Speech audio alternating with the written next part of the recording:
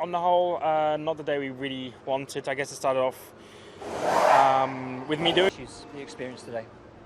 I think with the car. I think just more with the track. The wind, for one, it's quite windy, so definitely the cars are still sensitive to the wind. So I think that's a good thing.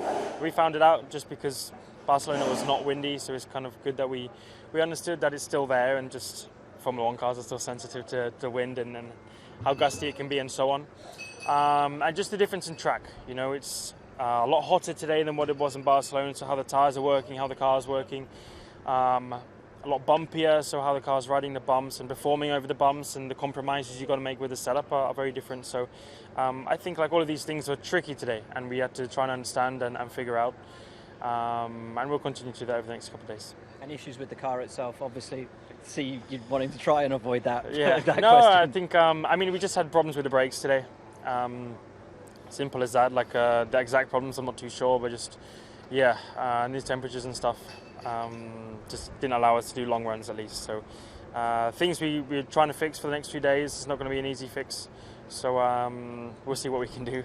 But everyone's working hard to come up with something, so we'll see.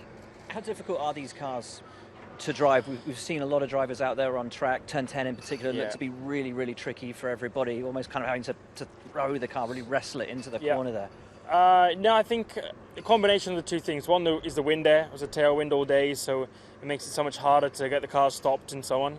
And in terms of downforce, you just have a lot less than if you had a headwind or no wind, for example. And secondly is with these different tyres, the bigger tyres, with how you have to set up these cars is stiffer. And then it's quite a bumpy entry you have into this corner. And you're also turning while braking. So when you put all of this together, it's not what a Formula 1 car is designed to do necessarily, and it makes it extremely tricky. Very easy to lock up that front left tyre and go straight on and flat spot the tyres and so on. So it's a difficult one, because especially when you put new tyres on, you want to push it a little bit more, but every time you push it, you lock up. So it's you really have to pace yourself. And I think it's a similar case with some other corners as well. Kind of contradicting what you said, it's not about throwing it in. It looks like we are, and I think that's the effect of what happens.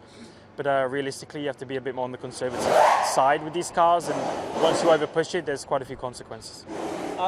Just going back to the brakes very quickly, if I can, you said it's perhaps not an easy thing to fix. Will that curtail your long runs, do you think, for the rest of this week? We hope not. We hope to figure out things tonight and over tonight and into tomorrow and so on.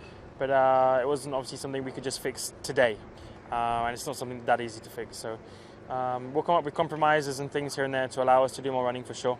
The guys are already working on that, so I'm not too sure just yet. I was just driving the car as much as I could and getting to know everything else. But just a lot of work to do, so we'll see. And any news on Daniel? Do we know if he'll be back tomorrow, or will you be back again? Unsure yet.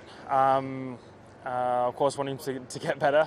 But no, he's still not feeling well. But he's resting, he's sleeping, and we'll see if he's any better tomorrow.